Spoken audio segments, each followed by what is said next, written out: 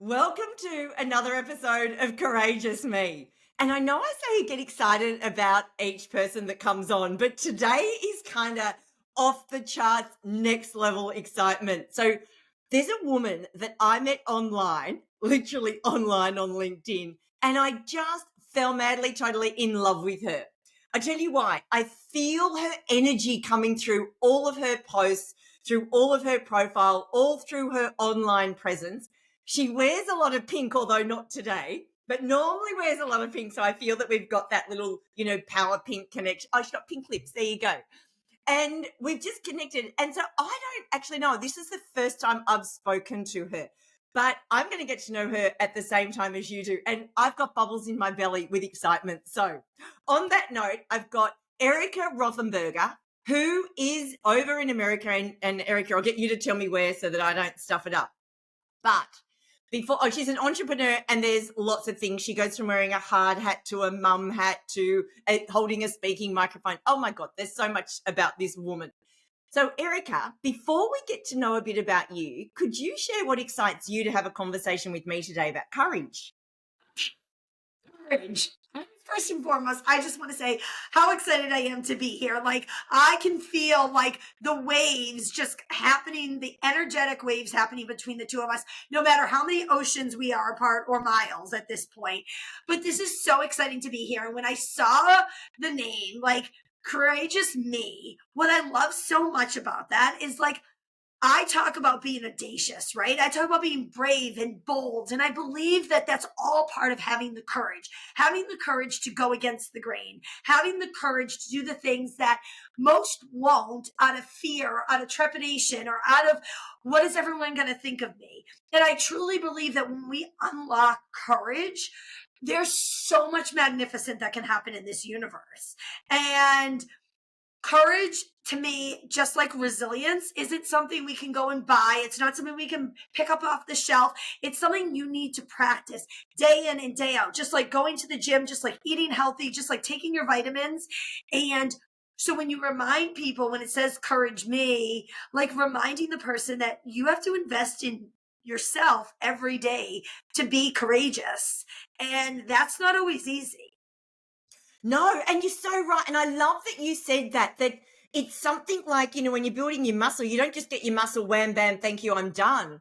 You've got to keep working at it. And that's the same thing. And of course, that's part of what I loved about you too, is the whole audacious and audacity, like that whole theme. So no surprise that we're both excited about having this conversation. So before I ask you my first question about a moment where you had to reach in and find some courage, could you just share just a little bit about who you are? Like, as I said, online, it is amazing, but I'd love to hear, just so everyone gets a bit of context about just how awesome this gorgeous woman is. Uh, well, thank you for just giving me this platform to share my story. And really, the premise or the underlying notion of my whole foundation is just how I can empower people to be more audacious, be more brave, and be more bold. And that really falls in a few different facets. One, I'm still in corporate America. So for anyone that's in corporate America, juggling, two different things, like you can do it. You can have the courage and the audacity to do both and do both well, how you want to make that recipe happen. So I wear a hard hat and steel toe boots. I'm a civil engineer with my MBA. I oversee a lot of like field leadership development training and continuous improvement and safety initiatives. And I love that side, right? I've climbed the corporate ladder. I've gotten the seat at the board table. I've been in a really male dominated space. I've started two women empowerment groups because of it. And I love that side of the coin. However, I then had two kids who are now 8 and 11. But when they were young, around 1 and 3, I felt that I was missing something. I felt like there was something that I was supposed to do more. Most people, when they have their two first kids, they're like, I have to do less. And I just felt that, hey, listen, if I want to show these kids truly that audacious, courageous side, what did I want to do and what was going to fulfill me too? So I just didn't lose myself in 9 to 5 or motherhood. And I could show them something bigger, right? And at that point, that's when I really started putting on I'll say the sombrero of the entrepreneur hat. I owned my own gym. I started an international wellness business that I grow throughout the world in 28 different countries. I decided to start a podcast during COVID because it was a way for that I could connect with everyone. Grit, Grace, and Glitz. Wrote my first book, You've Got This, Boss Mama. I'm writing my second book right now.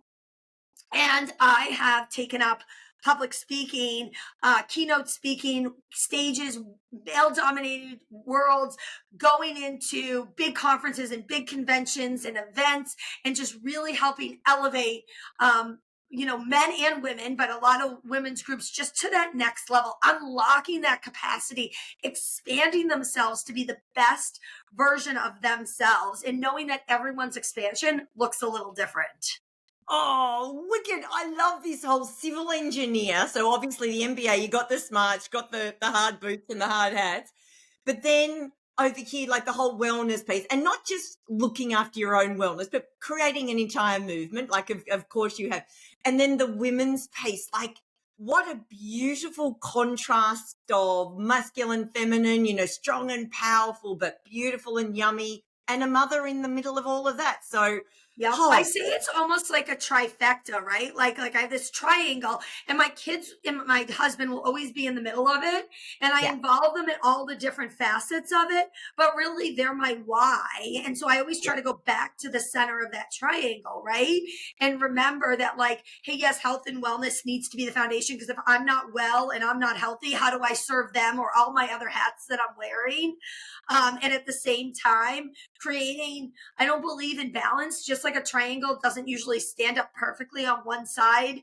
It's, hey, listen, I'm integrating it, right? Like my kids are involved and sometimes come to my wellness events, and sometimes they're coming and seeing me keynote speak. And other times they're asking me, they're like, what job are you at today, mom? Right? Because they're like, what hat are you wearing? I love that. What a beautiful role model you are for your kids to be able to say, hey, if you want to go for it, go for it. Nothing holds you back, because look at their mum. Look what she's doing. That's so cool. Oh, I love that. So, Erika, when was a moment that you had to really reach in and find some courage? I don't care where we go, whether that's right back to when you were little, whether it was, a day ago. But when was a moment that really stands out for you? So I'll probably go back to the year I graduated college. So I went to Villanova University, got my degree in civil engineering, graduated, and everyone's like, well, you're supposed to go and design buildings and bridges. And I'm like, I started interviewing. I recognized that putting me into a cubicle was not going to be the best environment for me to be in. And I was like, but this is what I just like busted my butt to do for the last 4 years, right? Like I have all like the credentials and everything to do this. And someone said, well, what about construction? I'm like, construction. And long story short, I decided to, like, it's almost like sliding doors. I decided to go down that path and start interviewing with construction firms. I took my first job, and the first job that I took was in an area of New Jersey that was not exactly an area that one you'd want to hang out in broad daylight, but definitely not after dark, and in a very kind of seedy type area. And we were building the first hotel on a big plot of land where there'd be several hotels south of one of the biggest airports, and we were on top of an old landfill. And it was that first day I showed up on site knowing I was going to, like, basically be working out of a trailer with bars on the window, and knowing that they said, Erika, you're going to be in charge of the MEPs. And I said, the MEPs? And they said the mechanical, electrical, plumbing, and fire suppression systems. Now, I didn't know what any of that was. And I'm like, maybe, like, at the age of 22, fresh out of college, had just come back from traveling abroad, going, I'm not in Kansas anymore, and I'm not frolicking around Europe right now. And how am I going to do this? And 2.5 years later, remember at the ribbon ceremony, cutting that ribbon, having this hotel open. And now every time I drive on the New Jersey Turnpike by that hotel, I say, Mom built that. And I'm like, if I didn't have the courage, because it would have been so easy at that point to be like, you know what?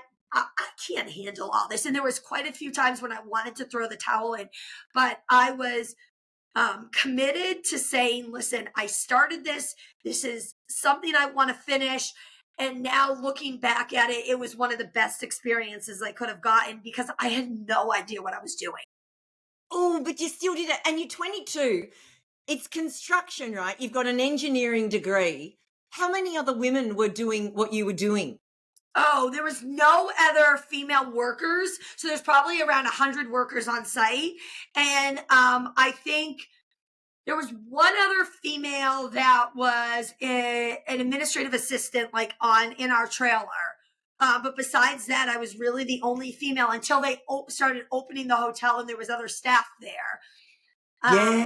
But yeah, so at that point, there was less than 5% of women in the construction industry. And still today in America, less than 10%. Yeah. And I know you know Hacia Atherton, who's Yes. an Aussie. I know her Yes. too. Yeah. We speak at some events together and she's also in construction and women Of in course. trade. And we've So, talked a lot about just expansion here too. yeah, yeah. Oh, awesome. So when you were a little girl, were you a tomboy? I love that question.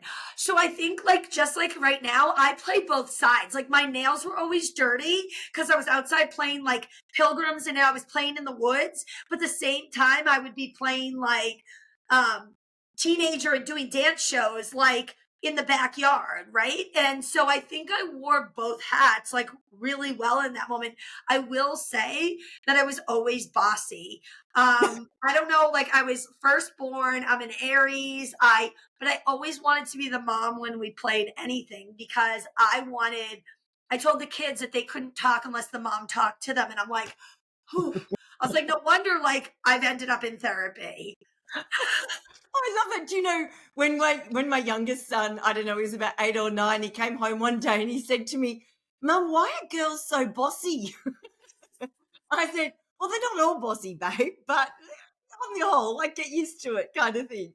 And Now I look at it like with your podcast, I'm like, you know what? I was just courageous. I was just willing to be like, you know what? And like, I don't know if I would have built those layers of the onion. So when I showed up on that job site, like I already was like, rah, here I'm going to roar. Even though I had no idea what I was doing, I feel like it gave me the courage because I had kind of already built that within like my fibers. oh, and even through school. And were you interested in kind of more of the maths and sciencey subjects, given that you did an engineering degree? Like, was that kind of something that was always like when you're a little girl growing up? What was it that you thought you wanted to do or be? Okay, so when I was a little girl growing up, I mean, full transparency, I wanted to be a school teacher like my mom, or I wanted to be an ironing lady, like literally like a dry cleaner. We would go to the dry cleaners and I would ask my mom to take the slips back home so I could like pretend that I had an ironing business. If you want full transparency. I However, in do. seventh grade, it was take your daughter to work day. And I didn't go to work with my mom, who was a school teacher, my dad, who was in business. I went to school with my mom, student's mother, Kathy Castagna. To this day, I still owe Kathy a lot of my career trajectory because she took me to Boston and we went to the EPA, the Environmental Protection Agency. She was a civil engineer. She took me on site with our steel toe boots and our hard hat. We went into her glamorous office building. I'm like, I want to do that. Now, my grandfather and my uncle were both mechanical engineers. So it kind of came in my family and I saw them, my uncle traveling the world, The Hague, South Africa, like he just was living all over the place. And the way they would use their brains. And I'm like, I want to do that. And then I knew there weren't a lot of women in it. So it was an extra challenge to me. Oh, so you recall thinking there's not a lot of women in that space. So, hey, watch me. I'm going to go there. Ah, okay. And were you kind of like that even as a teenager? Yes, I feel like I kind of always had like, I always was a little bit against the grain of like, not rebellious necessarily, because I was kind of a goody two shoe, but more so like, watch me, like, Yeah. watch me go. Oh, I love that. Watch me go. Yeah, that's powerful. And no surprise. So you go in, you're building this giant building. Tell me what happened from there. Like, where did your career end up going after that? So I think like anyone's career, like it took twists and turns and ups and downs and promotions and lateral moves and all of the things in between. But what I will say is that I started to get into the development side of things. And that's when I went back and got my master's in business. So I was learning about the financial side of it and the full side of the development and working more with the customers and the relationships. And that just really started to intrigue me, that business side of it. And, I think what's kept me really aligned, but has allowed me to kind of ebb and flow. And I'm now in the utility space, which is all your power and gas and everything that like you build put underground. So it's no longer I'm building these sexy, beautiful buildings. They're like everything we do basically gets buried. But it's such a cool industry, right? Like, you're dealing with a lot of blue collared workers. You're recruiting more and more women into this industry. It's such a need. The utility industry is such a solid industry in the sense that we all need lights and gas and, telecom. And it's just a really intriguing industry for me to be into. And part of it is that, hey, listen, I know I have an opportunity to help pave the path for the women who are coming behind me. And that excites me equally. I've started 2 women empowerment groups because of that in our industry to really say, hey, listen, you can do it too. And just because you didn't hold the shovel when you were 18 doesn't mean you can't get into this industry. And do you find that like that lights you up as well, being able to not just go and do your job and all the things that you're doing, but you've got this passion that's burning on the side to get more women to come in? How does that feel for you? Oh, that fuels my soul so much. I mean, just as much as now my role has changed. I used to be in operations. I used to wear my hard hat every day. I used to be on site. Now I actually do a lot of field leadership development training across our entire segment. So today even I was at a 8-hour training where yes, there was technical training that went on that I did not do. Yes, there was other things, but I led an entire executive leadership panel, but then I taught on conflict, communication, leading up and down the chain of command, focusing on the leadership component with the safety component and mixing that together because I truly believe that one can't exist without the other if we want to excel. So really, whether it's males or females that I'm empowering, it's just the empowerment of people to want to do better, to want to be better, to want to be that leader for their kid who's watching them, for the person who's on the job site with them, or for the customers who's in that house, who's getting a new gas service, who, if we make a mistake, we could be jeopardizing someone's life. Yeah, so it's serious work, right? This Yes. is really serious work. So on that note, you do all this really serious work. I've seen you online, of course, speak at events where you run out with your arms in the air and you've got knee-high, sparkling pink, delicious boots on. So anyone who can't see, as much as Erika has got a whole identity within a very male-dominated world with hard hats and that, you're also a very, very pretty feminine girl who wears pink. But these boots, so how does that contrast between like doing all this very serious work, essentially that's underground, but then getting on stage and coming out with the energy and the glamorous boots? And how do you find that plays out in your world? Well, I really believe we're not meant to be one dimensional. We're not meant to be one way. And like for me to truly shine and show up as my true self, I need to be able to show that side because that's truly what lights me up and what excites me. And whether I'm wearing the boots or not, I still have that level of energy. Today I was in a bright green blazer, right? Like, no, I didn't have the pink boots on, but I still felt as empowered as I do as when I'm on stage. But at the same time, I think it's important that you, just like I wear the different hats, that I can be that person and still work in corporate America, right? Like I know the time and the place to wear it and show it and do that. But at the same time, that I'm not trying to stay, hey, listen, the way that I show up at work is the way that I have to show up on stage when I'm talking to a women empowerment group, right? And it's not just about the dress. It could be I act differently in a board meeting or a management meeting than I would, on stage doing women empowerment, right? And that's okay. But as long as that energy is still coming from like such a genuine place, To me, that's what's really important. And I think also Mm. showing people, listen, what you do outside of work can make you just as, if not more valuable at work, because you're, all facets are being like fulfilled. Right. If you feel like, hey, I can't be someone because I have this job, and I have people that are there that are like, oh, my company would never let me do that. I feel for them because they're like, oh, I could never post like you post, or I never could tell you that I was doing speaking and working. And I'm like, why? And it's just like, they're like, that's just not my company's policy. And that's upsetting to me because I'm like, then they're not really able to show their true self. So when they show up at a board meeting, are they able to really give the ideas and the innovation that deserves to be heard? Totally. And this is something that I love. I've had 30 years in financial services, and very male, very dark gray, blue. Like, that was the way I had to live like that for so long, even though there was something else burning inside me. And that was about being able to show up as who I am. Because I think there's something beautiful about, as you just said, that, you're multidimensional as well. You've got all these different facets to you. And when you're not having to suppress any of them, but you just bring that one to the forefront depending on the situation or the circumstance or the audience or what you're doing.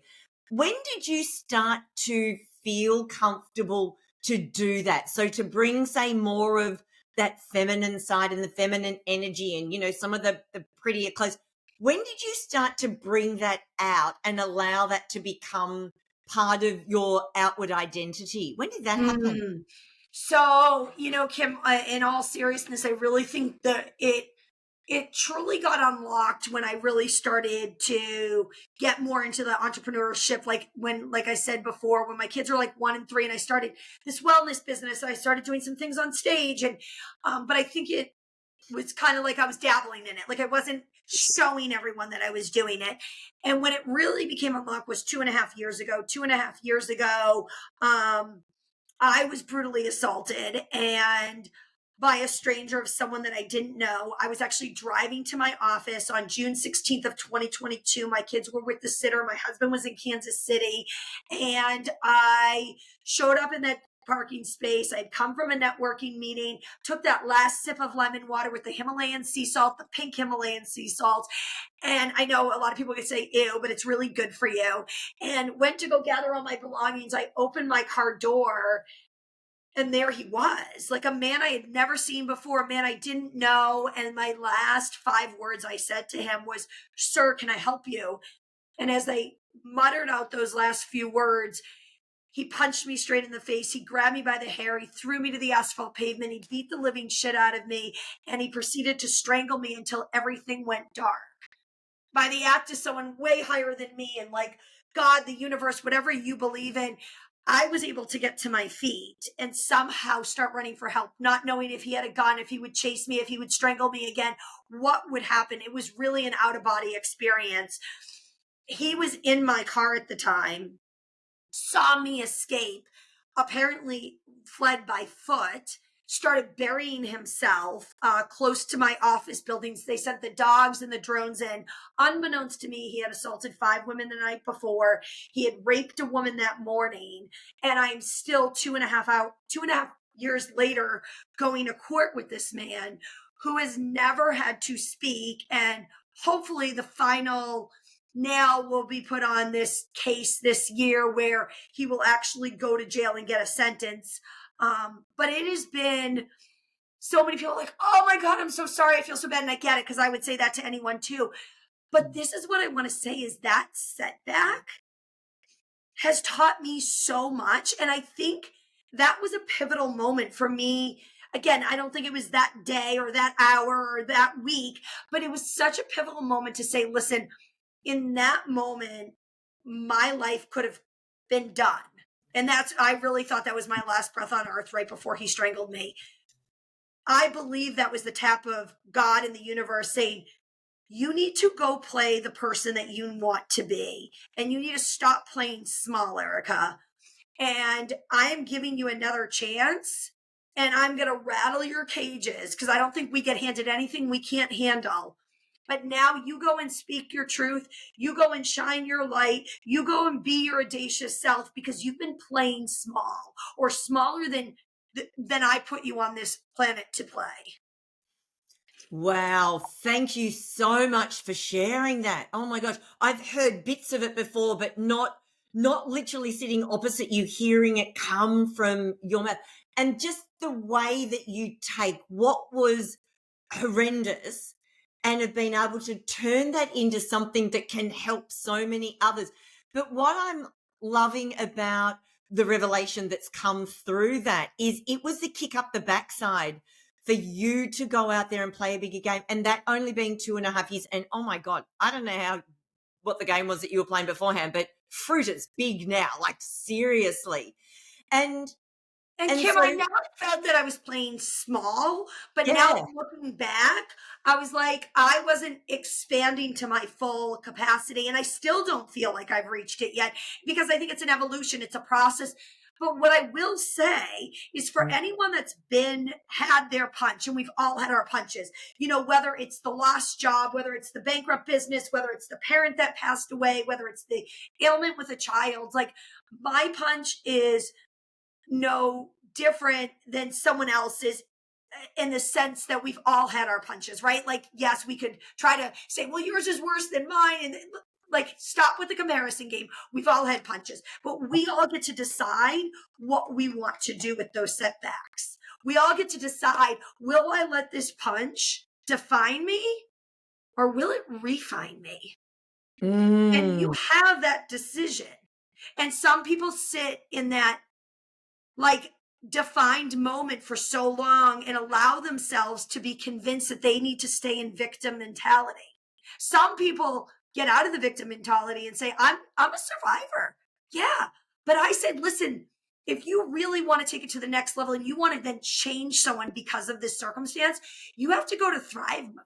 You have to go to how am I going to thrive through this? And how is it going to elevate me? Now, is it easy? Is it a perfect formula? Absolutely not. It's not like my mathematical equations, but I truly believe it is like the resilience that you're building and you're testing and you're working on. And I think I was doing a lot of that building prior to this incident happening that I was not even conscious about.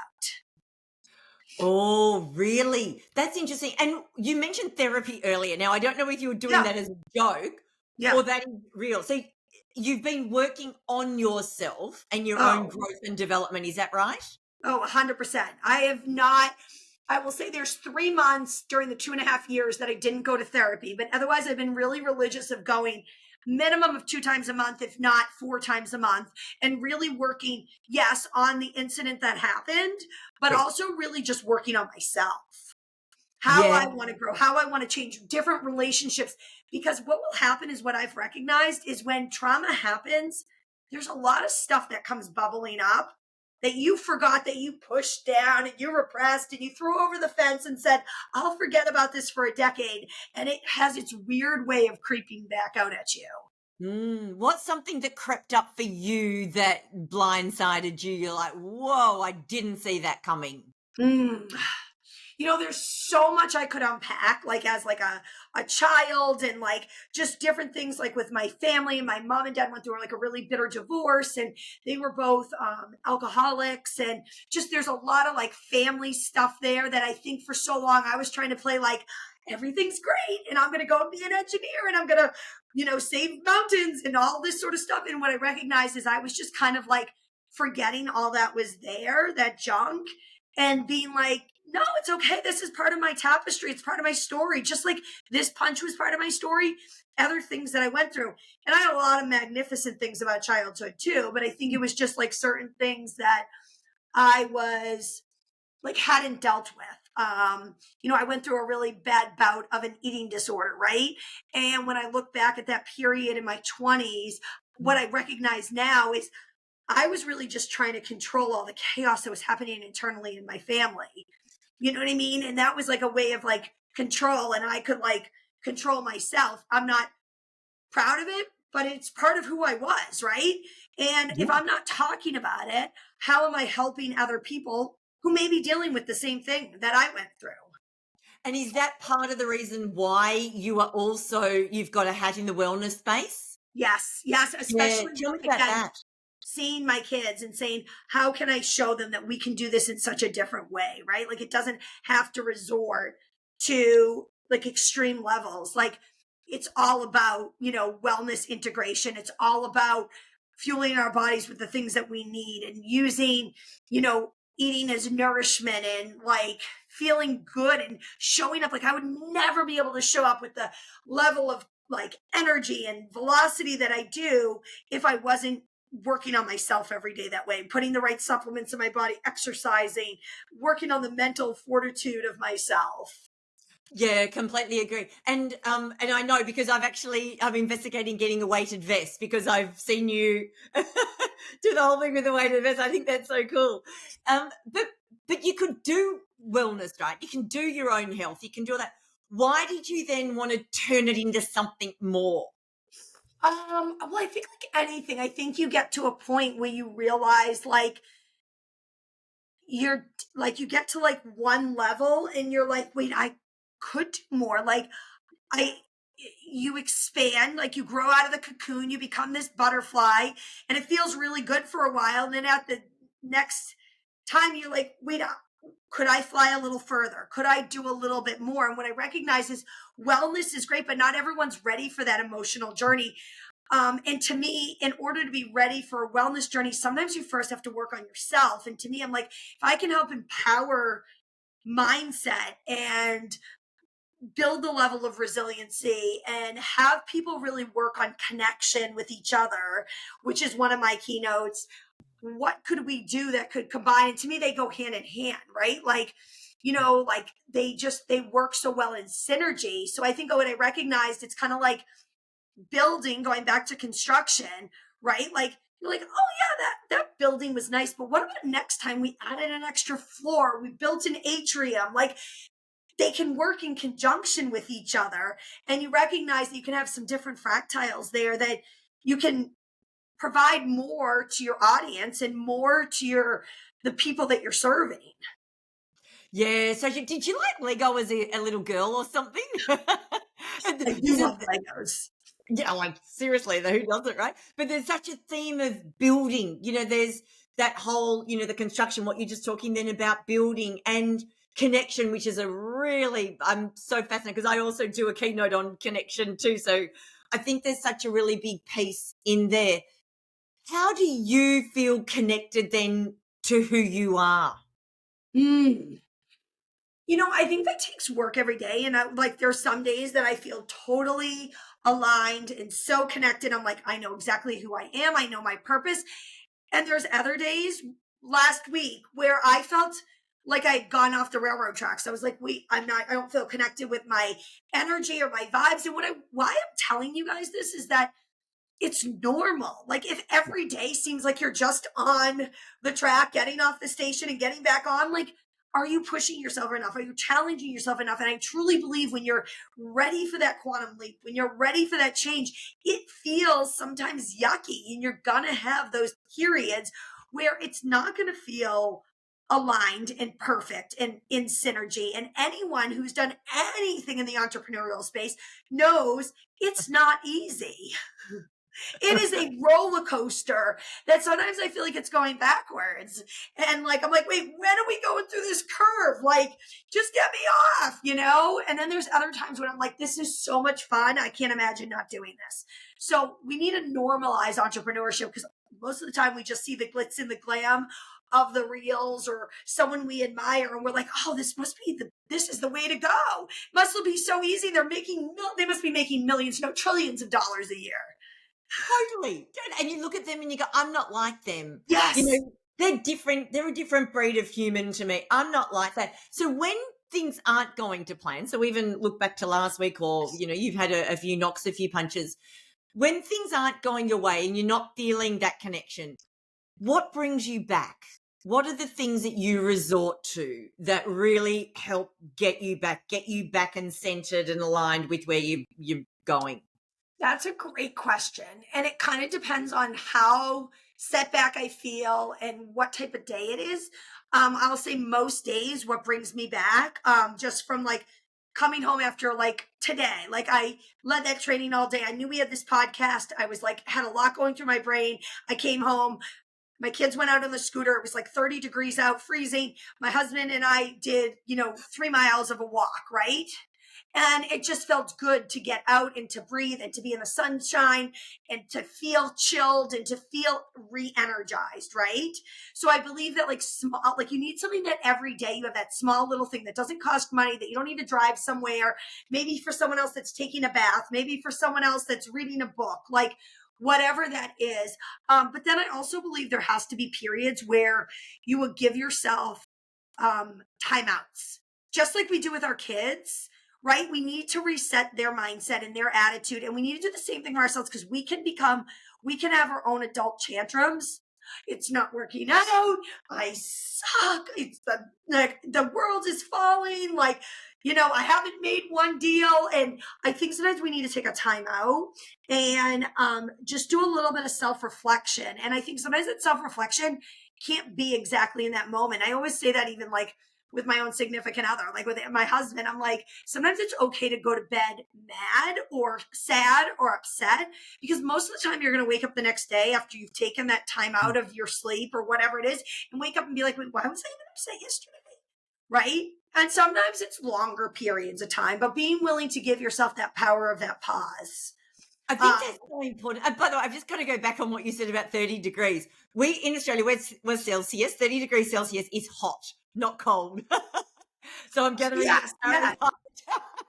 Yes, 30 degrees. I was bundled up, but I think it was like a windshield of like 20, which is like I needed like my massive winter coat on, my hat on, my gloves. Like if I had my hands out, they felt like ice cubes. Yeah, whereas we're in summer at the moment and 30 is a heat wave. So okay, all right. Yes, I'm going to throw off everyone. They're going to be like, wait, what was she talking about? I mean, it's like 30 o'clock. Yeah.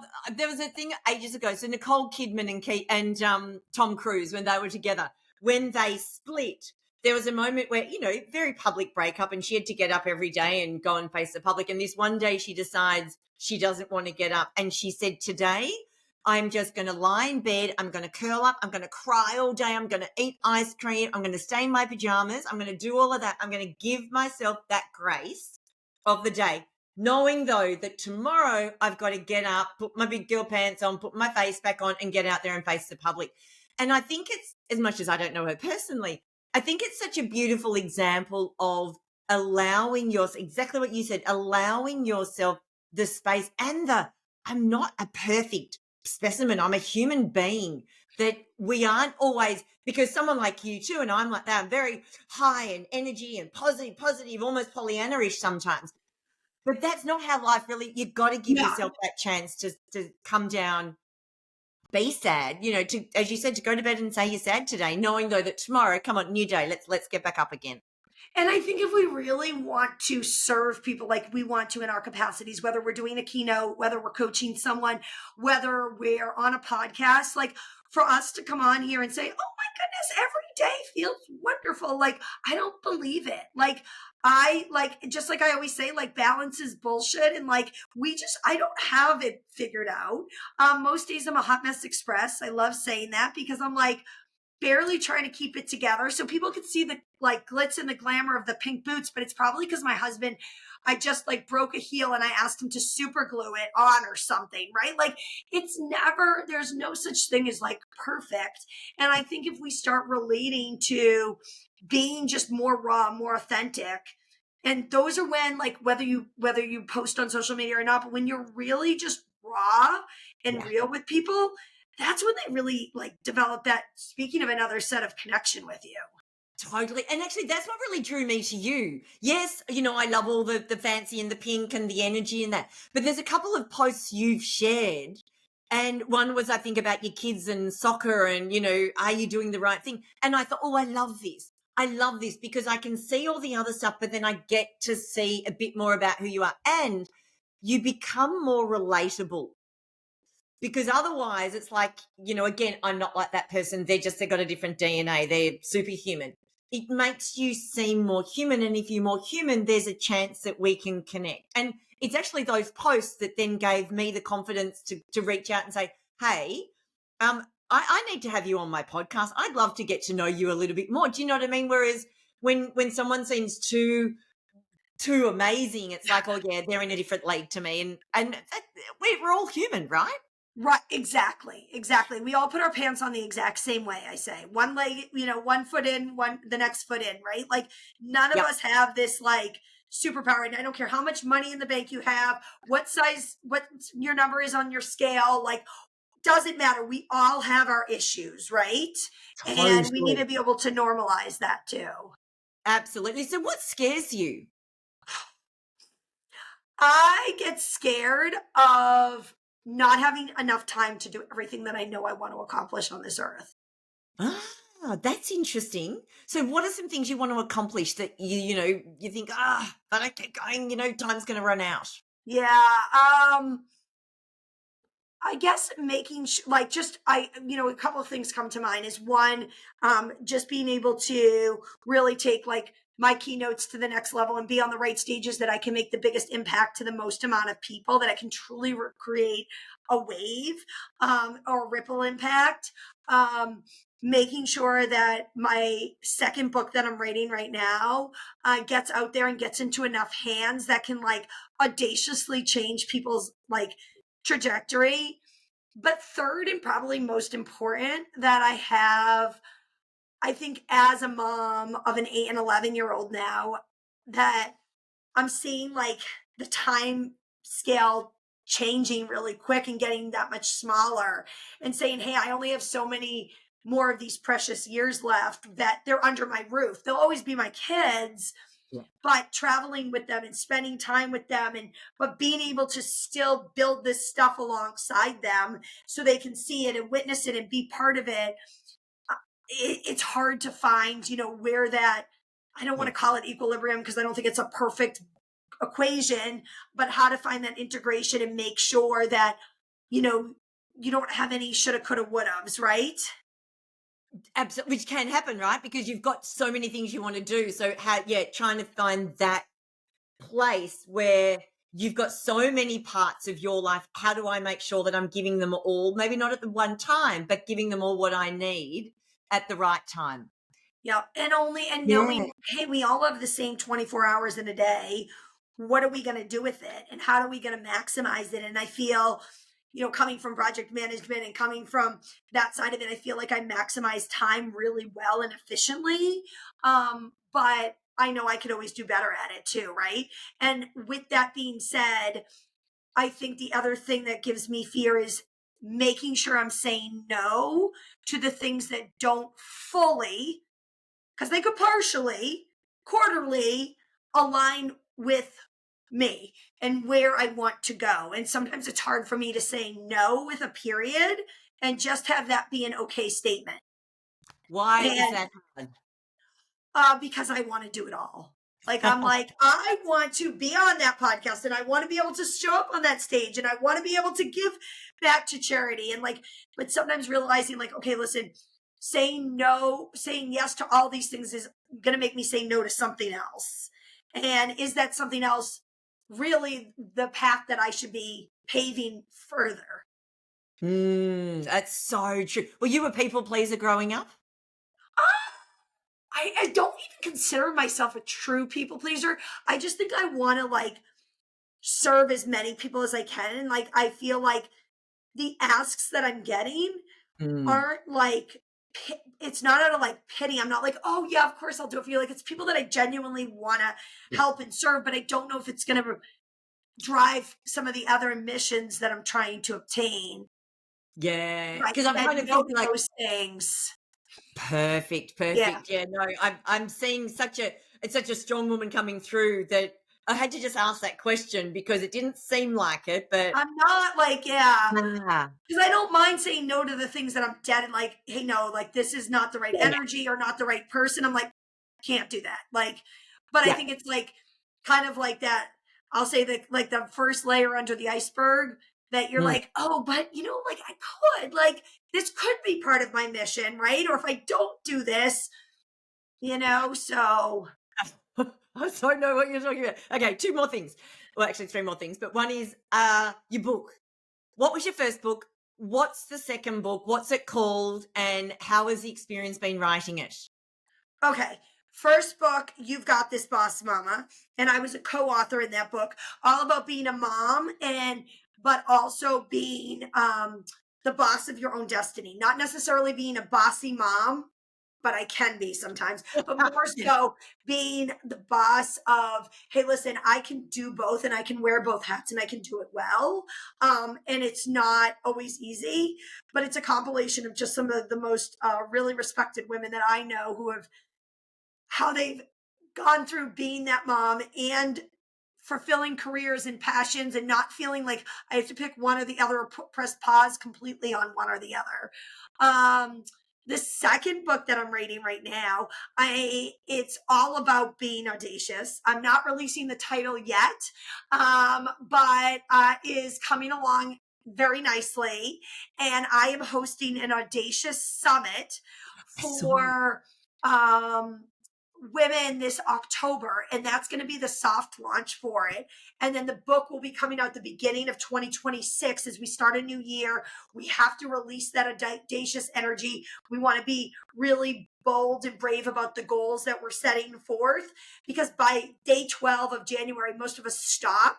So to me, I'm going to be that catalyst and that fire that's going to make sure that you don't quit on your goals before the month is over.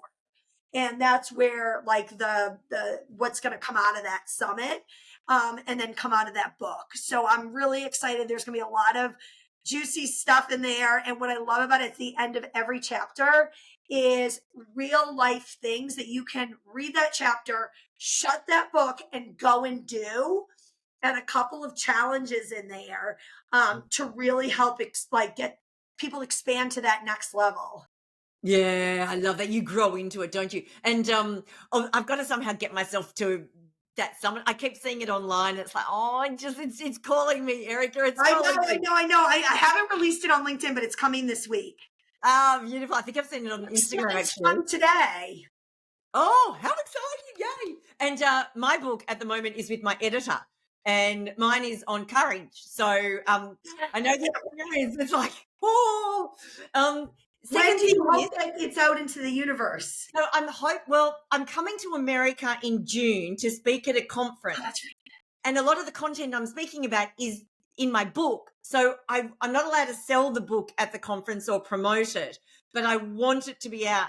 It's with the editor at the moment, and we've got a lot of work to do. So I don't know if the I ducks will know. line up, but you know what it's like. We're I know what it's trying. like, believe me. Yeah, and for anyone that's saying this, I say, oh, it's coming along great. I mean, it's been a grueling process, right?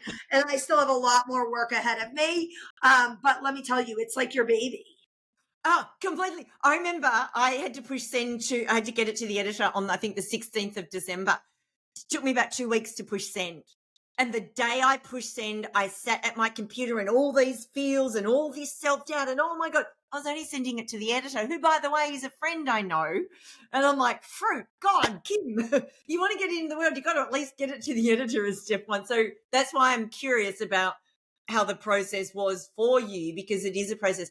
The next thing I want to just ask is, as a speaker myself as well, and I'm actually running a public speaking masterclass tomorrow in Australia, but it's something that really scares people. You, like me, seem to get excited by it. What excites you about being on the stage? And you said earlier about having a bigger stage presence and a bigger audience. What excites you about that? What particularly thrills you? Knowing there could be just one person in that room that walks out and is changed by your talk. And hopefully it's many more than one. But if someone walks out of there and decides to make a change in their life because of your words, because of your energy, because of your message, that you made them have them truly have like a visceral, like out of body experience, and they're able to change their life because of it, then I've done my job. Yes, it's fun wearing the pink boots, and yes, it's fun being like loud and being on stage, but it's more so is like, how Yeah, can I serve everyone, right? Like at the yeah. end of the day, it's not about my pink boots. It's not about me saying the wrong word. It's not about me forgetting a line. It's about, hey, how can I impact my audience? Yeah, and that's some of the stuff that I completely relate to as well. When your message is so much greater you get past the fear. And for those that aren't, half the world seems to be scared of public speaking, but you can move past that fear when you know that those words, that message that you want to bring out is going to make a bigger impact on potentially more people, then you can get past it and move through it. So powerful. So So I'm powerful. exactly the other stuff. Yeah, it's fun, but that's not the main reason. And what's the next thing that you've got to reach in and find some courage for? Mm. I would say, first and foremost, like my is really making sure that this summit goes off just like everything that I've already envisioned and imagined and manifested. And then this book gets written, right? Like, and actually gets finished and gets put out into the universe. So those are really my two big passion projects right now. Yeah. Have you And I don't know if I necessarily need courage. It's just making sure like it's everything that I want it to be. And that defending the time to be able to put my best foot forward for it. Have you run a summit before like this? No. No. There you go. Yep, I get it. Yeah. No. It's like, you got to start somewhere, right? When first time I did a keynote, I was like, I don't know what I'm doing. Like, wait, what do I do with this microphone? Right? First time I wrote a book, I had no idea what I was doing, right? But like sometimes it's just putting yourself into action. And I tell my kids this all of the time. And I said this today at my speaking event that I was at. I said everything, and I do not look this up in the dictionary because I don't know if it's a word, is figure outable. Oh, yeah, Marie Forleo can figure out, like, we have Chat GPT, we have the internet, we have so many people, billions of people, like on LinkedIn alone, that we can reach out to and ask, like, okay, you've written a book, what have you done before? Like, I don't know what to do with this. Like, just, you can figure anything out with time and money. It just depends how much time, money, or energy you want to put into it.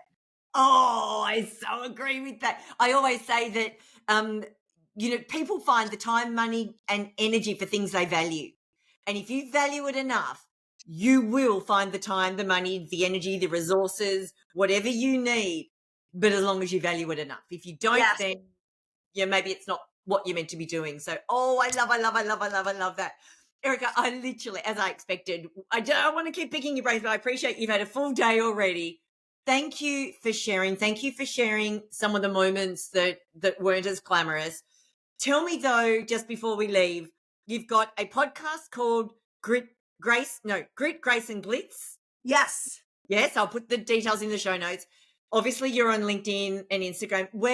You've got a website. I'll put that all in the show notes. Where else should people go if they want to know a bit more about you or follow your journey? So I would love people, like you said, LinkedIn, Facebook, Instagram. My website is a great place, and that's where that Audacious Summit is located. A little bit more about like all the facets of my podcast and my wellness business and all of the other things in between. So those are really the best places to reach out. But reach out to me, DM me. I would love to like connect with anyone that's listening to this and just see how I can serve people and better inspire them. Oh, I love it. And she does answer. I know that because that's so cool. And you can always follow my stories because I'm very transparent about the ins and the outs of like whether it's a recipe I'm cooking or it's something I'm doing with my kids or it's a messy moment I'm having, that like I am very transparent. So you can always watch my stories too and hopefully pick up a couple tidbits in between there too. Well, that's how I picked up about the weighted vest. I just was watching. It's like, oh, that's so cool because I'm on a treadmill, right? And I'm thinking, oh, and there's a picture of her with the weighted vest. You've got the extra weight. And so I Googled them. And yeah, so it's amazing how just by following someone online without even knowing them, how it can be impacting your life. So you impact my life. Erika, I have love having you on. What would be the one word that sums you up? I mean, I'm going to go with audacious because I truly believe that people see me that way. And that's kind of my theme this year. But really, the word, and it's funny, I use this actually in one of my keynotes. I give out name tags and I ask them to write the one word that best like defines them. And when they left that room, they didn't know their title, they didn't know their name, they didn't know where they went to school, where they lived, nothing about their credentials. How would they want to be remembered? Like out of one word. And the words I get from people in my keynotes is just absolutely amazing. But the word that I first said on my first interview with the job that I described before about going to that construction site was my last interview with that company. And I got asked that question. And the VP looked at me and I knew this was make or break it moment. He goes, I have one last question. I knew it was the last interview of like this 5 rounds of interviews. He goes, what's the one word that describes you? And he pulls out this big list with all these words on it. He had apparently been asking all of the people he's ever interviewed this question. And the word that blurted out of my mouth was effervescent, like an Alka-Seltzer tablet that bubbles. And I was like, okay, so I basically just told him I have bad digestion or something because I don't know how he's going to interpret this. Like, does she have stomach issues? So then I went on to say, I do a lot and I'm bubbly and I have a lot of energy and I love to have a lot of things going on at once. And I'm like, I hope that landed me this job. It did. But I will tell you, to this day, I really feel like I give a lot. I'm an effervescent person. I put a lot out there. Like, I am a lot. Like, to some people, I'm too much, and that's okay. They're not my people. But I always say, listen, like you can't replace energy. Oh, yeah. So my girl, when I get asked what's a metaphor for me, I always talk about a barocca. And it's like, when you just need that extra bit of bubble and fizz and energy boost and everything. And that's, again, the effervescence of it. Yes. So, yeah, high five. so relate. So audacious now, effervescent, and or audaciously effervescent, like whatever we want to call it, or effervescently audacious, or make it up. There's no rule, right? I love it. E-A-A-E, whatever it needs to be. That's right. What will be, will be. Thank you so much. I'm trying to line up to try and catch you when I'm over in America in June. But anyone else, follow along with her online. Get in touch with her because this is one effervescent, audacious, amazing woman. Erika, thank you. Thank you.